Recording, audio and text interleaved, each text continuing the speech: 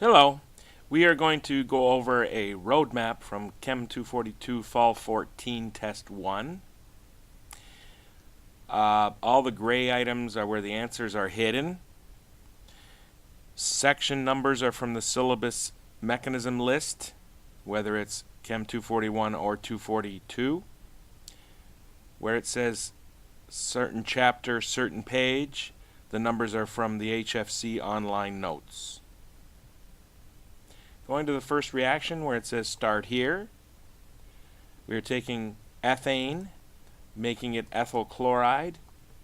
That involves radical halogenation found in section 8.2. The chemicals needed would be chlorine and heat.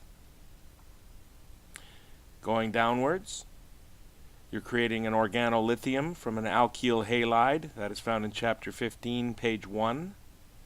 And the chemicals are lithium in hexane. Hexane is the solvent. Going downwards further, we're seeing that our organolithium is reacting with our epoxide here.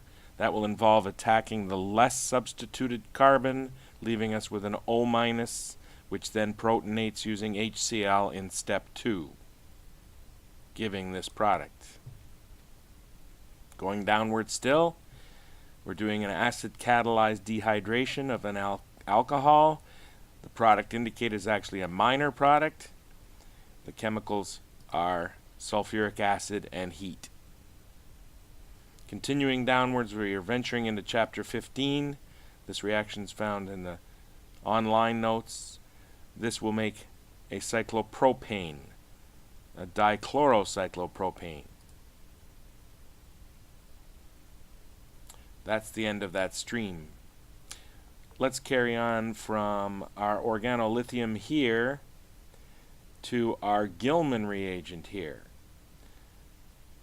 The chemicals required to do that is copper iodide, copper plus 1 iodide. Then we have a coupling reaction of the Gilman with this E-iodoalkene, which will give an E product. Oh, I see that it can't be E or Z here because we have two ethyl groups. Never mind. That seems to be the dead end of that stream. We can carry on from here, going to the left. You'll have to notice that the molecule was rotated, that the ethyl group is here and it was here. The methyl was here and now it's here. So you are putting the OH on this carbon here, the less substituted carbon, anti-Markovnikov formation of alcohols. I'm sorry I didn't put the section number here, but it's a chapter 6 entry called Hydroboration Oxidation. You will find it in the table of contents for the book.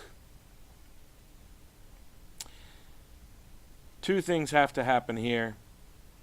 You're first going to have to oxidize to a ketone, which I forgot to indicate, and then you're going to do the section 16.1 reaction.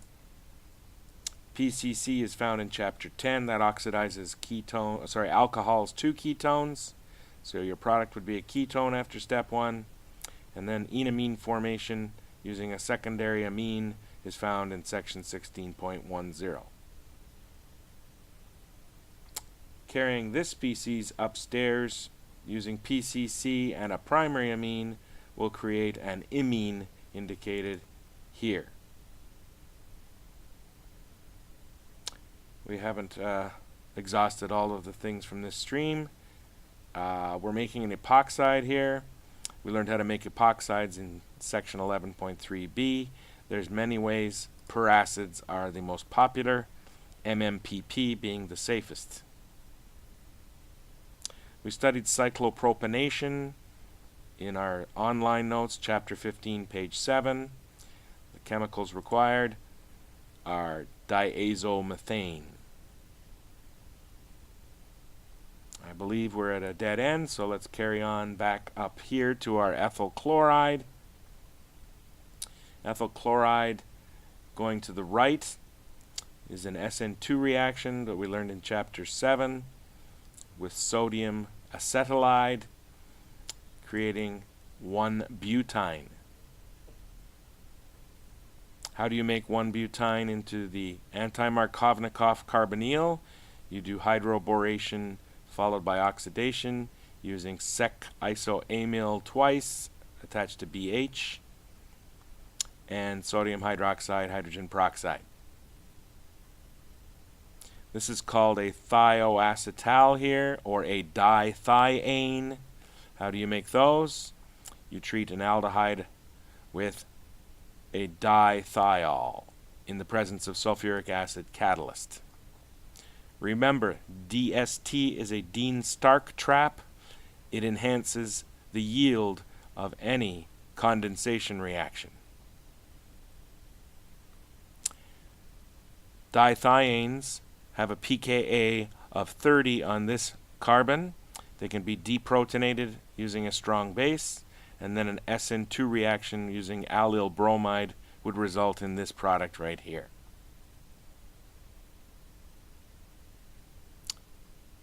Deprotection of the dithiane is accomplished the same as dehydration of an acetal, and you would have to follow that with hydration of an alkene. These can both be established. Oops, I am sorry, I should not have done that. These can both be established using sulfuric acid and heat. There's an option to use mercury 2 sulfate because that is what grabs sulfur, so that would enhance the yield of the reaction, but is not mandatory. Going downwards from here, clearly we're reducing the carbonyl. You can use lithium aluminum hydride or sodium borohydride followed by HCl. When you have two alcohols and an aldehyde or a ketone, you should always be thinking about forming acetals and hemiacetals. If I only give you one box, clearly I want the acetal, especially if I give you a DST, enhancing the dehydration reaction towards formation of the acetal. There's the acetal. I tried to help you with these numbers. Seems like this is a dead end. Let's go back over to here. We have ethyl chloride. Making it into a Wittig reagent is accomplished in section 16.7. And it's a two-step process involving an SN2 using triphenylphosphine and a deprotonation using a strong base. The Wittig is combining with a carbonyl compound. It's going to make two alkenes. With the Wittig, the Z is usually major and the E is minor. How do we make this carbonyl? Acid catalyzed hydration involving a tautomerization at the end is accomplished by mercury 2 sulfate aqueous with sulfuric acid. Going downwards from this butanone, clearly we're losing the carbon on the end, which is an alpha carbon. That can be accomplished using the haloform reaction. I neglected to show the section number for this, but look on the syllabus under haloform reaction. The chemicals are an excess of Br2 and sodium hydroxide also in excess in water. The other product of the haloform reaction is the haloform. In this case, it would be bromoform. That seems to be a dead end there. Alpha halogenation of ketones can be accomplished using bromine in acetic acid. This mechanism involves a tautomerization first to an enol and an attack on Br2. You will get the major having the halogen on the more substituted carbon because that came from the more substituted enol, and the less substituted halogen position arose from the less substituted enol. Both the next steps, both here and here, are acetal formation. I hope you are getting the message that that is going to be very important on this test. Step 1, formation of an acetal. Step 2, we're going to do the SN2 reaction, which I did not indicate in the section numbers here. Chapter 9, SN2. The acetylide attacks the carbon with the bromine. I guess the section number is 7.7a as indicated here for the same reaction.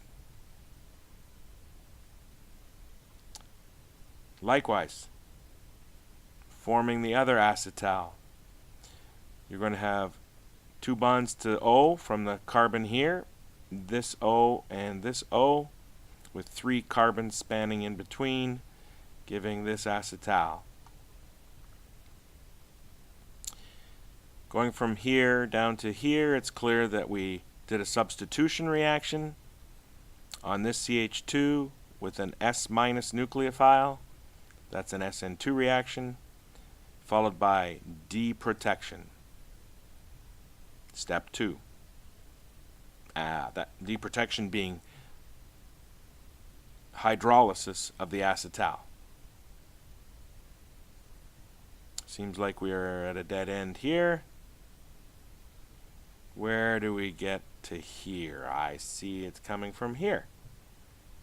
If you take a strong base with a terminal alkyne, you can take the H off, attack an aldehyde, making a carbon-carbon bond, and then protonating the alcohol. You get this result here. Few things happening going from here to here. Clearly the alkene came from the alkyne. That would be using hydrogen in the presence of Lindlar's catalyst. Then we'd have to deprotonate to get a carbonyl here. That carbon corresponding to this carbon, and then we'd form a new acetal using this alcohol, and the results are from this set of chemicals. Once again, sorry I mumbled there. Lindlar's catalyst with H2 in step 1. Deprotection, which is really hydrolysis of the acetal to get your carbonyl back. Then new acetal formation using these chemicals here. Opening of an epoxide in the presence of a strong acid will put this nucleophile on the more substituted carbon. There's the result. Clearly we're just oxidizing the alcohol to a ketone here. Any of the chromium-6 reagents will do that, PCC being one of them. Alpha deuteration can be accomplished using excess base in the presence of water. Your water must be heavy water with deuterium, and that's a dead end there. It looks like we stopped here before we were at the end. We're almost finished. Deprotonation of the terminal alkyne in step 1, attacking a ketone in step 2. This accomplishes, step 3 accomplishes 2 results. Deprotection of your acetal and protonation of your new alcohol. There's your new alcohol. There's your deprotonated acetal. Deprotected acetal, I'm sorry. Going from here to here involves forming a transalkene from an internal alkyne. That is accomplished using sodium in ammonia. And then I realized after the fact that this CH2 here comes from this carbonyl here. We also have to do a Wolff-Kishner reduction, which I did not list in the section numbers. But look up Wolff-Kishner on your list of mechanisms on the syllabus. And we are done.